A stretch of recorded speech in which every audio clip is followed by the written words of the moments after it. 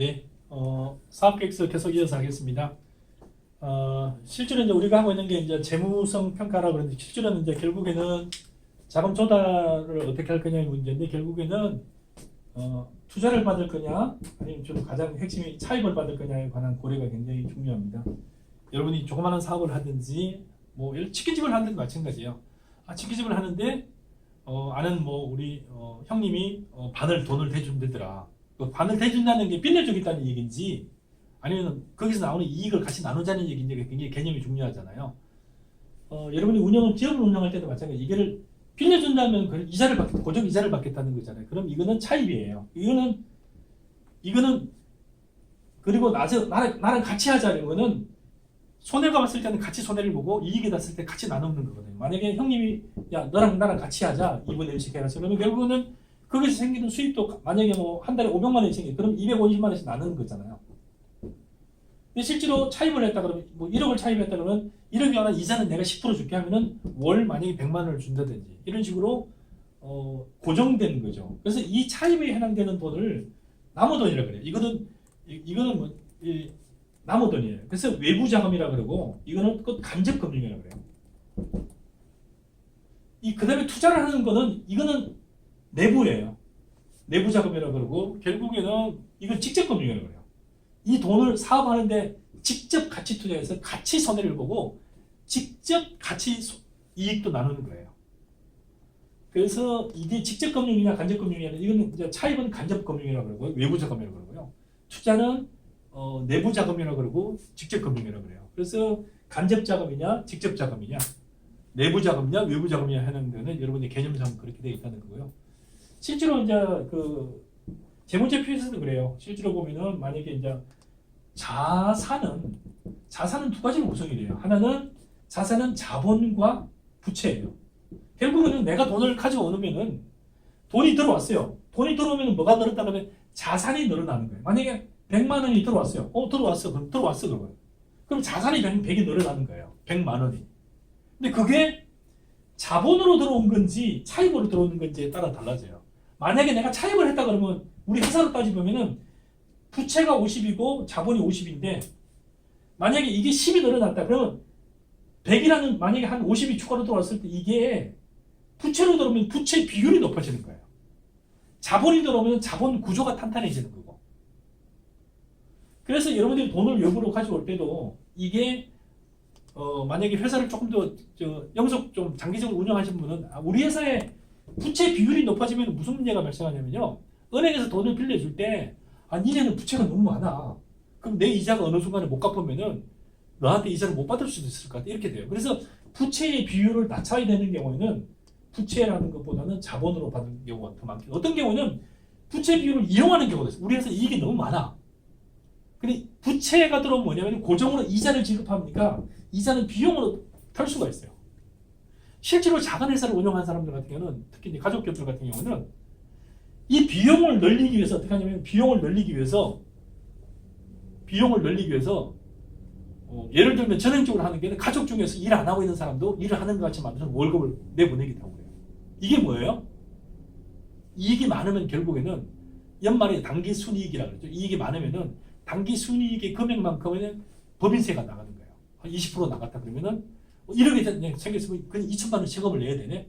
그럼 가능하면은 그냥 1,000만 원 남는 걸로 하면 될 거 아니야. 그러면 1,000만 원 남으면 어떻게 돼요? 세금 200만 원 내는 걸로 바뀌는 거죠.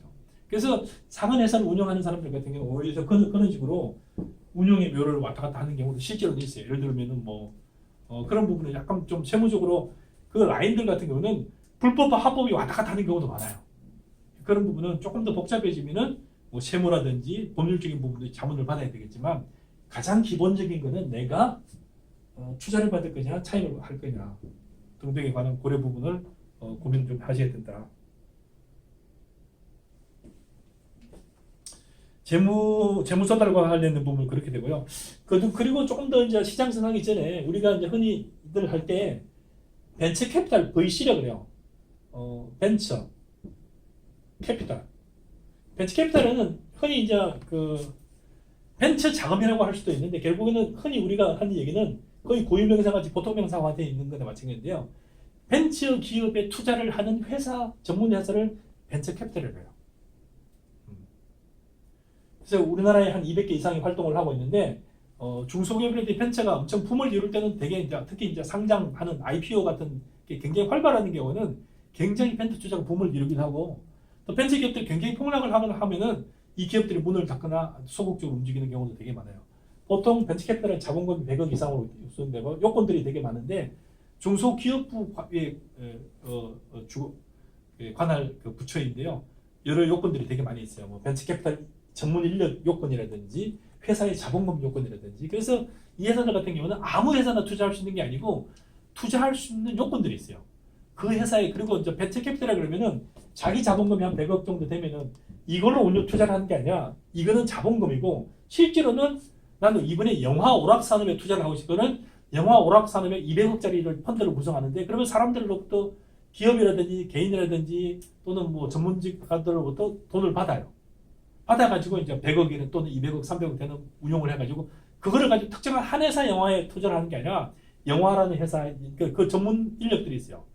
이 회사가 감독은 누군지, 작품성은 어떤지, 잘 팔릴 건지, 드라마는 어떤지, 시나리오가 어떤지, 출연하는 전문 그 배우들은 어떤지, 그걸 보고 이번에 이거 얘들 투자하면 대박이 터지겠다 하면은 심사를 해서 엄격한 요건 통해 가지고 뭐 5억을 투자한다든지 10억을 투자한다든지 5억, 10억으로 끝나는 게 아니라 여러 회사들이 공동으로 투자하는 거예요.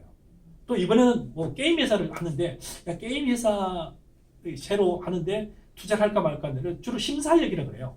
회사를 분석을 하는 거죠. 그래서 벤처 캐피탈의 가장 중요한 역할이 벤처 투자를 하기 위한 자금을 모으는 역할이에요. 자금을 모집하는 역할이고 또 하나는 모집된 자금을 가지고 심사를 통해서 벤처기업과 중소기업의 이 창업기업에 투자를 하는 거예요. 주로 역할이 대여를 해주는 역할이 아니라 이 친구들 주로 투자를 해요. 어떤 경우는 투자를 해가 10건 중에서 한 7, 8군데가 실패를 하게 돼요. 근데 한두 군데는 성공을 하게 돼요. 성공했을 경우는 투자는 10억을 했는데 그 회사가 상장을 하면서 20억, 30억을 벌기도 하고 빅히트 엔터테인먼트가 상장을 하기 직전에 벤처 캐피탈로부터 다금을 받았어요. 그 중에 한 회사는 이번에 빅히트 엔터테인먼트가 상장을 하자마자 첫날에 주식을 대부분 다 팔아가지고 약 4천억 원의 차익을 나고 있어요. 그 실제로 얼마 투자한 거예요? 실제로는 한 200억 투자했는데 실제로는 수천억이 생긴 거죠. 그러면은 뭐 몇십 배를 남기기도. 그러면 그런 회사는 한 4천억이 남았을 거 아니에요. 그 대신 그 회사가 모든 투자한 회사에 4천억이 남은 게 아니라 어떤 회사는 손해를 보기도 하고. 그래서 그런 역할을 하는 게 벤처 캐피탈이에요. 실제로 이제 우리나라 같은 경우는 벤처 캐피탈 같은 경우가 2000년도에 통신 붐이 한참 이룰 때 벤처 캐피탈이 한 330개 활동하면서 어마어마하게 활동을 했는데 그 IMT 2000년에 통신 대붐이 올라갔다가 대추락을 하면서 IPO 올라간 기업들도 많이 망하고 IPO 올라가기 직전 회사들, 이 프리 IPO라고 그러는데 프리 IPO 회사들 엄청나게 망하면서 벤처 캐피탈들도 망하고 벤처 캐피탈에 투자를 한 회사들도 되게 많이 망했어요. 아픈 과거긴 하지만 호서대학교가 유일하게 벤처 캐피탈 회사를 보유를 하고 있었죠. 자본금이 무려 한 125억 정도 되는 회사고 운영하는 자금이 펀드가 2억 500억 정도 되는 국내에서 한 250개 벤처 캐피탈 중에서 상위 한 10% 안에 들어간 회사예요. 10%, 15% 들어간 회사였어요. 그리고 투자를 굉장히 잘해가지고 어마어마하게 우리가 미래가 밝았었어요. 근데 이 회사가 단 한 회사 투자를 잘못해가지고 망했어요. 한 회사가 뭐였냐면은 핸드폰을 만드는 회사였어요. 핸드폰 만드는 회사 그 이름이 벨웨이브라는 회사였는데 이 회사는 핸드폰을 만드는 삼성같이 큰 회사는 아니었는데 이 회사가 주로 판매하는 회사가 남미 쪽에 판매하고 중국 쪽에 판매를 하는 회사였는데 약간 A급 핸드폰이 아니라 약간 B급 핸드폰 시장을 굉장히 잘 나갔는데 이 친구들이 중국에 진출을 했는데 중국에 진출한 핸드폰이 약간 하자가 있어가지고 수리하고 이러면서 제 시간 내에 수리가 안 된 거예요. 그래가지고 한 6개월간 버벅거리는 사이에 시장이 바뀌어버렸어요. 그래가지고 시장이 바뀐 텀을 이용해서 뭔가를 해보려는데 못했어요. 그 상태로 미끄러지기 시작해가지고 이 회사에 우리 학교 그 호서벤처 투자라는 회사가 어마어마하게 투자를 했는데 결국은 그 한 회사가 망하면서 호서대학교 벤처 캐피탈 역사가 거기서 끝났어요. 그래서 그 회사가 25억에 팔렸어요. 실제로는 한 2천억 되는 회사였는데 결국은 그 25억마저도 거의 없어져가지고 지금은 유명무실하게 이름만 남아있나 뭐 거의 그렇게 거의 사실상 뭐 시장에서 퇴출된 그런 상태예요. 결국은 뭐에 의해서 결정이 된 거예요? 돈을 모집하는 데는 성공했는데 투자를 했는데 한 회사를 너무 미래를 잘못 보고 투자를 해서 망한 거죠. 그래서 벤처캐피탈 같은 경우는 그런 역할을 하고요. 그래서 우리나라에 한 200개 이상 회사가 활동을 하고 있어요. 엔젤 같은 경우는 엔젤이라든지 엑셀러레이트 같은 경우, 엔젤 같은 경우는 뭐냐면은 벤처캐피탈은 전문 인력이 있어요. 전문 인력이 있어가지고 벤처캐피탈이라는 회사 내에서 전문 인력들이 엄격한 심사를 통해서 하는데 엔젤 같은 경우는 공식화된 퍼실리레이터라든지 엔젤 같은 거 이런 시장이 있는 반면에 실제로 보면은 엑셀러레이터라든지 퍼실리레이터 이런 쪽이 있는데 실제로는 엔젤은 그냥 소위 말해서 엔젤이 천사잖아요.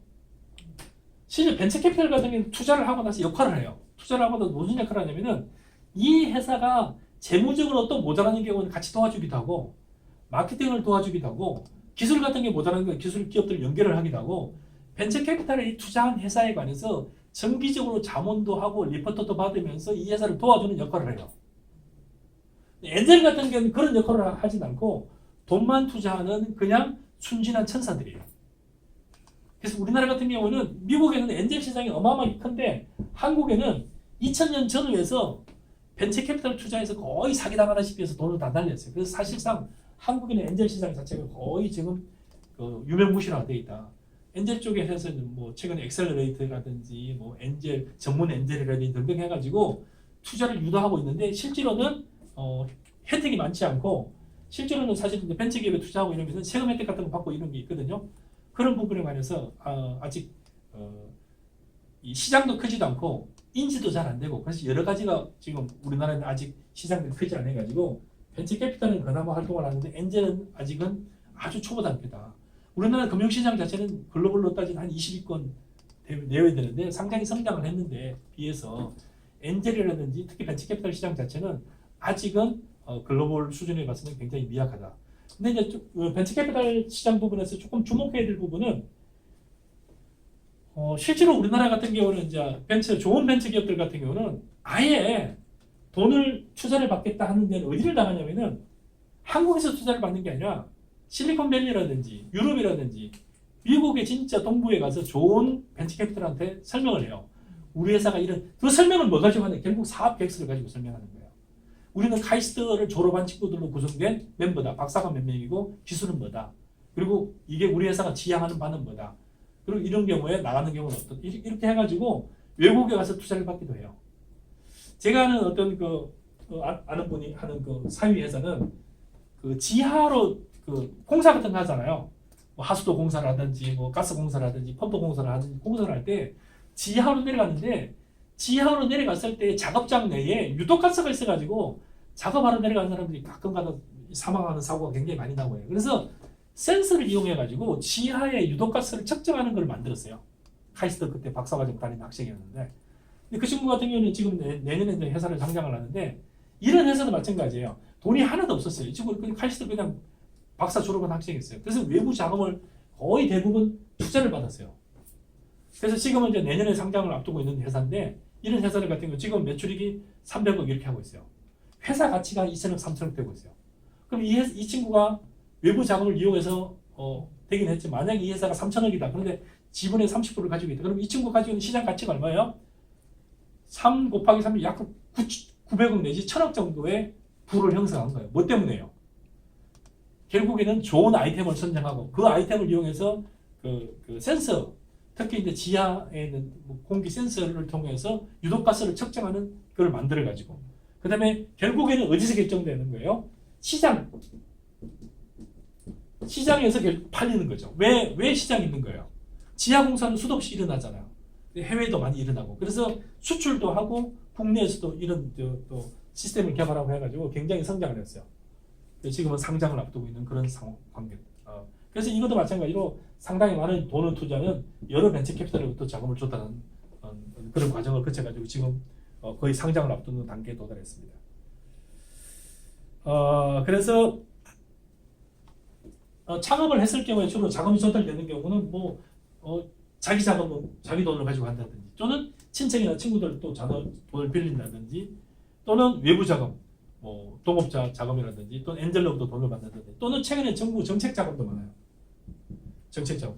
창업 사관학교 같은 데는 입주를 시켜가지고 훈련을 시키기도 하고 자금을 대주기도 하고, 또 벤처캐피탈 같은 경우는 아까 얘기 친사를 해가지고 돈을 투자를 하기도 하고, 최근에는 이제 공공기관에는 지자체 같은 경우도 직접 투자를 하는 경우도 점점 늘어나고 있고, 그리고 나서 이제 그래도 안 되는 경우는 일반 금융기관으로부터 차입을 해요.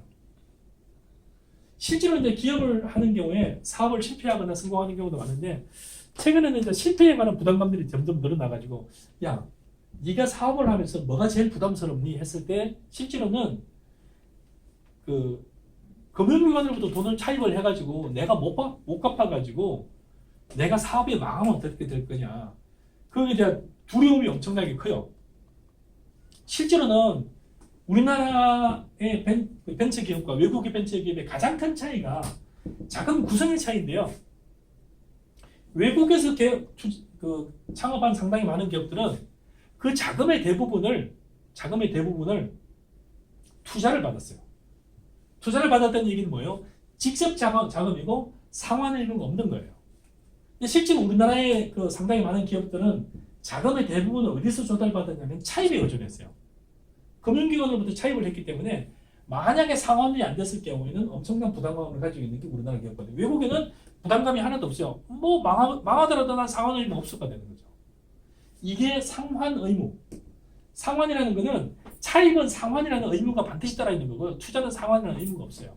그 대신 이익이 나면은 투자자들하고 나하고 같이 나눠 먹는다는 거죠. 그래서 우리나라의 여러 그 표 중에 하나가, 여기는 투자 쪽에는 돈을 투자하는 사람이 동업자 개념으로 투자를 하는 거죠.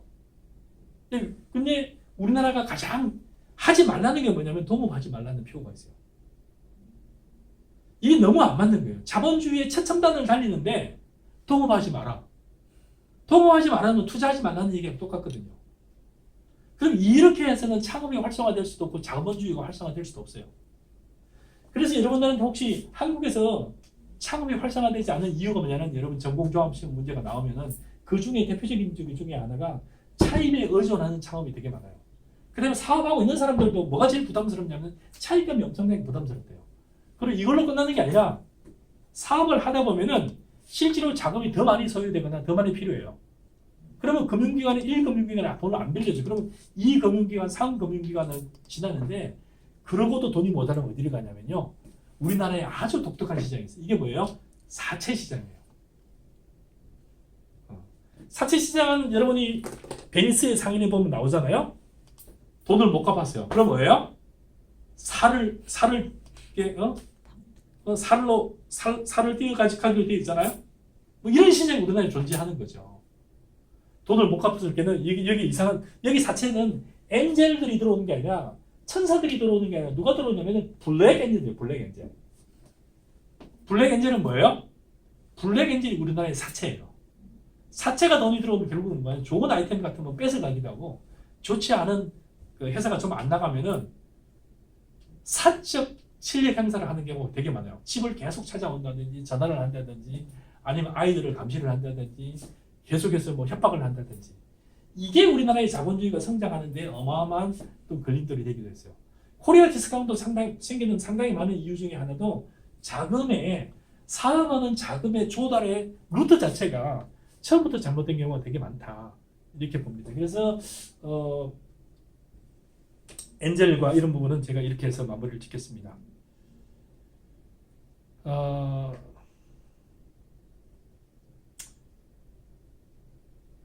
그래서 벤처캐피탈과 엔젤 투자는 제가 대충 이렇게 하고요. 그 다음에 이제 실제로 마케팅과 이제 그 시장성 분석을 같이 좀 이번에 해보면요, 우리나라에 작은 기업을 하든 큰 기업을 하든 상당히 많은 사람들이 어디까지만 신경을 쓰냐면요, 기술 연구 개발을 하는 경우는 그냥 개발 자체가 완성이죠. 개발 R&D라 그러죠. 디벨롭먼트. 리서치 R&D라 그러죠. 리서치 앤 디벨롭먼트. 연구 개발이 끝나면은 사업이 성공한 걸로 착각을 하는 경우가 되게 많아요. 실제로 연구 개발이 끝나면 끝나는 게 아니라 시장에서 제품이 완성되고 완성된 제품이 판매가 되고 판매된 걸로부터 돈이 들어와서 이 돈이 다시 우리 회사로부터 또 R&D 자금이라든지 다시 선순환이 돼야 되는데 여기서 딱 끝나놓고 나서는 모든 사업이 끝났다고 착각하는 경우가 많아요. 실제로 끝난 게 아니라 뭐예요? 아직 시작도 안 한 거죠. 아니 시작은 했는데 연구 개발이 완료가 된 거지 제품 판매가 돼가지고 돈이 들어와서 완료가 된 거 아니잖아요. 그래서 상당히 많은 뭐 가게를 하는 사람도 마찬가지고 연구 개발하는 사람도 마찬가지고 상당히 많은 실패하는 경우에 대부분은 그 이후에 이 제품에 관해서 완성을 하고 나서 시제품이 나오고 다시 마케팅을 통해 마케팅이나 영업을 통해서 실제로 팔려야 돼요. 우리나라의 상당히 많은 기업들 중에 하나가 기업들이 대기업에 의존하고 대기업 관련 기업들은 잘 되는데 그 기업들이 안 되는 이유가 뭐냐면 실제로는 대기업 관련 패밀리들이나 그 연구한 그 자회사들이 만든 제품들은 제품이 뛰어나지 않더라도 자기들이 가져가서 판매를 하는 거죠. 뭐가 뛰어난 거죠? 마케팅이나 영업이 뛰어난 거죠. 제품이 뛰어난 게 아니라. 마케팅이나 영업이 뛰어나면 어떻게 돼요? 회사 제품 자체가 특출나지 않더라도 돈이 들어오는 거죠. 상당히 많은 초기 기업들은 이 마케팅 역량이 안 좋거나 영업망이 아직 안 돼 있는 경우가 많아요. 영업들은 어디서 이건 시장을 알아야 되거든. 시장.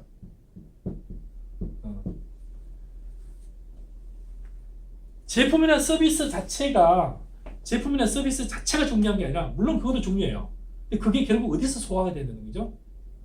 마켓, 시장에서 이 제품이 제대로 디스플레이가 되고 이 제품이 시장에서 제대로 손님들한테 뭔가 임팩을 줘야 되고 영향을 줘야 되고 손님들이 또 구매 의욕이 생기고 구매를 하고 이런 과정들을 거치게 돼요. 그래서 실제로 사업, 장사의 모든 것은 어디서 제가 어제 분당에 가서 저는 치킨집에 가서 삼계탕집에서 삼계탕을 먹는데 그 가기 직전에 순댓국집인데 이름도 없는 순댓국집인데 막 줄을 서 있더라고요. 그럼 어디서 성공한 거예요? 고객들이 계속해서 사는 거죠. 결국은 어디죠? 순댓국이라는 그 시장에서 결정되는 거죠. 지금 코로나 때문에 어떤지 모르지만 신림동 같은 경우도 순댓골목이 있어요. 근데 순댓골목이라는 게 이미 알려지고 찾게 되고 계속 찾게 되고 다시 찾게 되고 그러잖아요.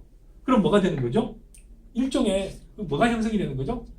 시장이 형성되잖아요. 또 그 고객이라는 게 있고 또 다시 찾는 게 있고 재구매 이렇게 등등이 되는 거죠. 그래서 마케팅과 관련된 내용들 같은 경우도 특정한 회사가 성과를 잘 내느냐 성과를 잘 내는 요인이 뭘까? 지난번에 기업이 성과를 잘 내기 ERIS라고 얘기했어요. 이 회사의 기업가 굉장히 좋으냐, 자원이 좋으냐, 전략이 산업이 좋으냐, 전략이 좋으냐 등등을 가지고 구분을 했었어요. 그래서 실제로는 성공 요인을 하는데도 굉장히 많은 핵심적인 요인들이 있어요. 그 회사는 원래 자원이 많아. 아니 그 회사는 전략을 잘 썼어. 어떤 경우는 어느 수원에 있는 빵집은 굉장히 장사가 잘 돼요. 그래서 장사가 잘 되는 것 중에 하나가 어떤 경우는 이게 할인 쿠폰을 계속 나눠주는 거예요. 할인 쿠폰인데 한 달 내에 써야 돼. 그럼 뭐예요? 한 달 내에 써로 또 가는 거죠. 그죠? 또 어떤 데는 줄을 서게 하는 데도 있어요. 줄을 서니까 맛있나 보다 하고 사람들이 또 몰려들기도 하고. 그래서 회사들마다 쓰는 다양한 마케팅 정책이 있어요. 실제로는 이제 옛날에는 제품을 잘 만들면 팔린다. 그래서 이거를 무슨 정책에 뭐라고 그러냐면은 이 제품을 잘 만드는 공급이라고 해요. 물건만 공급하면 무조건 팔린다. 이게 이제 사실은 옛날에 이제 포드 자동차가 처음에 만들었을 때는 자동차 자체를 만들기가 쉽지 않았거든요. 그래서 그러니까 manufacture, 만드는 자체가 가장 중요한 거죠. 제조. 그래서 제조가 제일 중요하니까 옛날에 당시 경영학 핵심은 뭐냐면은 생산 관리였어요. 어떻게 하면 생산을 잘할 거냐. 생산 관리 핵심도 뭐예요? 원가 관리. 어떻게 하면 원가가 싸게 만들 거냐. 경영학이라 하면은 핵심이 뭐냐면요. 생산을 어떻게 할 거냐. 원가를 어떻게 맞출 거냐. 제품을 어떻게 해요? 여기에 제품 관리, 생산 관리, 원가 관리에 경영학의 대부분이 몰려 있었어요. 지금은 경영학이라 하면 핵심이 어디로 이동하냐면요. 핵심 지금 마케팅을 했어, 마케팅. 아니, 물건 잘 만드는 건 물론 중요하지. 그래서 옛날에는 공급이 되게 중요하다 하던 시절에는 이 무슨 용어가 있냐면요. 세이라는 사람이, 세이. 말을 하다 한 뜻이 아니고 세이라는 사람이 있어요. 세이 서버가 있어요. 세이의 법칙이에요. 세이의 법칙에는 뭐라고 정의될 수 있냐면은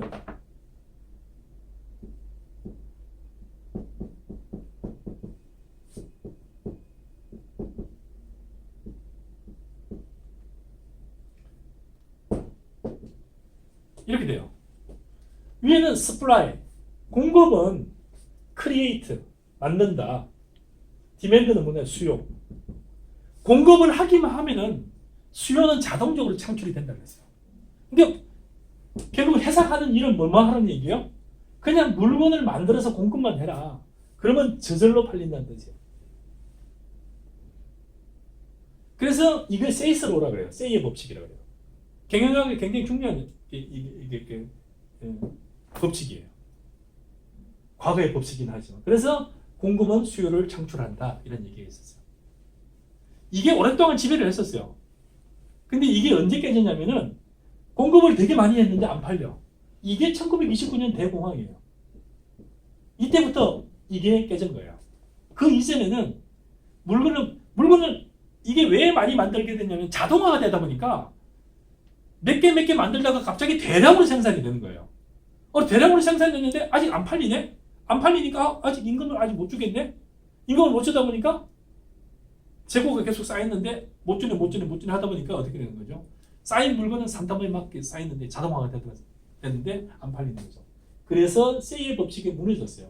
언제 무너지냐면 대공황이 생기면서 세이의 법칙 자체가 철칙이 아니구나. 그래서 굉장히 중요한 게 뭐냐면은 수요가 되게 중요한 거다. 수요, 결국 소비자를 파악을 하고 소비자를 정확하게 타깃 마케팅하는 게 굉장히 중요하다는 게 생겼어요. 그래서 마케팅이라는 자체가 경영학의 핵심적인 역할로 등장을 했어요. 그래서 포피라고 하죠. 결국 상품을 어떻게 만들 거냐 또 중요하지만 어떤 프로모션을 하느냐, 어디에다가 놓느냐, 프라이스 가격은 어떻게 할 거냐. 그래서 이 포피라고 그러죠. 그래서 단순히 매니팩처로 끝난 게 아니라 포피부터 시작해서 그 다음에 유통은 어디다 할 거냐, 광고는 어떻게 할 거냐, 또 시장은 어떻게 할 거냐, 조사는 어떻게 할 거냐, 소비자는 어떻느냐부터 시작해서 면밀한 조사와 관련된 여러 가지 마케팅의 요인들이 발생하게 됩니다. 그래서 실제로 최근의 그 경향들은 대부분의 미국도 마찬가지고 한국도 마찬가지고 대부분의 회사들이 뽑는 게 누구를 뽑냐면은 마케팅 스페셜리스트를 뽑아요.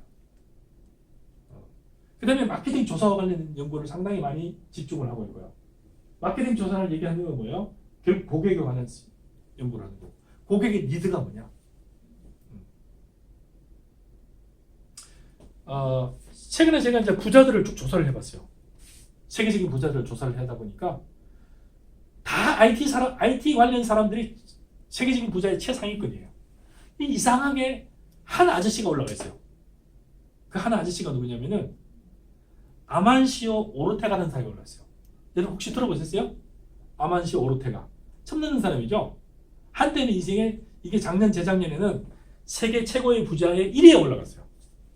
누구냐? 자라의 최대 주주 겸 경영자예요. 이 사람이 어디서 결국은 이제 자동화가 돼가지고 물건을 되게 잘 만들잖아요. 자라의 핵심이 뭐냐면요, AI가 되면서 물건을 금방 만들어요. 근데 이 자라의 핵심이 뭐냐면은 자라가 최근에 빅데이터 기술을 의료 시장에 접목을 했어요. 이 빅데이터가 뭐냐? 뭘 빅데이터 한다는 얘기냐면은 고객에 관련된 정보를 수집을 하는 거예요. 즉시 수집하는 거예요. 그리고 원래 이태리 패션인데 이태리에서 만들어서 뿌리는 게 아니라 각 로컬 아시아 지역, 아프리카, 남미, 유럽 각 지역 본부에서 이 데이터를 수집을 하는 거예요. 그래서 이걸 말하면 로컬라이제이션이에요. 자라가 이태리에서 만든 그 컨셉을 고집하는 게 아니라 지역에 있는 소비자의 디맨드가 뭐냐? 제가 뭐라 그랬어요? 디맨드. 수요가 뭐냐? 옷에 관해서도 옷이나 제품이나 퀄리티나 디자인에 관해서 굉장히 다양한 아프리카와 다르고 아시아가 다르고 스위스가 다르고 나라마다 다른 거죠. 이걸 빅데이터를 통해서 실시간으로 파악하는 거죠. 그리고 옷을 만들 때는 이태리에서 만드는 걸 진행하는 게 아니라 각 지역 본부에서 만드는 거죠. 그리고 로컬라이제이션에서 그 지역에서 만들어서 지역에서 뿌리는 거죠. 만들 때 어디에 의존하냐면은 소비자의 니드, 소비자의 욕구, 소비자의 희망사항을 다 담아서 디자인화하는 거죠. 이걸 말하면 패스트 패션이라고 해요. 빨리 파악해서 빨리 만들어서 빨리 뿌리는 거죠. 그래서 실제로 주문 같은 것도 마찬가지예요. 내가 내일 저녁에 나이트클럽 가서 뭐 옷을 입고 있어요. 오늘 주문하면 내일 낮에 도착해서 그 옷을 입고 내가 내일 나이트클럽을 가야 돼요. 그렇게 할 수 있게 뭐가 발달이 된 거죠? 유통이 엄청나게 발달했잖아요. 패스트 디스트리뷰션. 이게 만약에 이태리에서 주문해가지고 나오면 오겠어 못 오잖아요. 그래서 이거를 자라가 적시 시행하는 거죠. 최신의 AI 빅데이터 기술을 의류에 접목을 해가지고 의류업체가 거의 다 망했는데 자라만 세계적으로 부상을 하고 아만시 오르테가라는 이 사장이 로컬라이제이션을 성공한 거예요. 그래서 4차 산업혁명의 핵심적인 요인을 제품의 소비자 파악하는 것과 제품 만드는 것과 뿌리는 것에 다 적용을 한 거죠. 지금 세계 최고의 부자가 빌 게이츠가 아니에요. 지금 누구냐면 아마존의 제프 베조스예요. 이게 왜 그러냐면은 즉시 주문한 것들을 즉시 만들어가지고 즉시 뿌리는 이게 AI거든요. AI를 갖다가 유통에다 적용한 거죠. 자, 자라 같은 경우는 어디다 적용한 거죠? 의류에다 적용한 거죠. 그래서 패스트 패션을 의류에다 접목을 해가지고 현실화된 한 회사가 자라인데 굉장히 잘 나가요.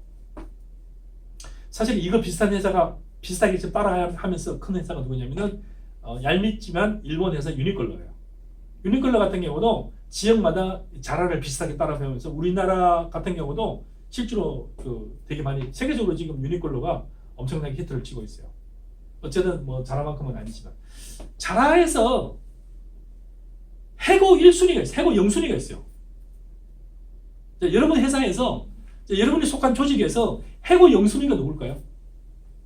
여러분이 학교든지 여러분 회사든지 뭐 여러분 사업을 하는 데든지 장사를 하는 데든 여러분 조직의 해고 0순위가 누구예요? 누구 잘랐으면 좋겠어요? 자라에서는 확실하게 공표를 했어요. 이 사람 해고 0순위다. 자, 자기 컨셉을 고집하는 디자이너가 해고 0순위예요. 그럼 무슨 컨셉을 쓰라는 얘기예요? 고객이 원하는 컨셉을 맞추라는 얘기예요. 나의 디자인 그거 중요하지 않은 거예요. 뭐가 중요한 거예요? 고객이 원하는 리더가 중요한 거죠. 자, 이게 마케팅이고 이게 자라고 이게 4차 산업혁명이고 이게 AI고 이게 오늘날 트렌드예요.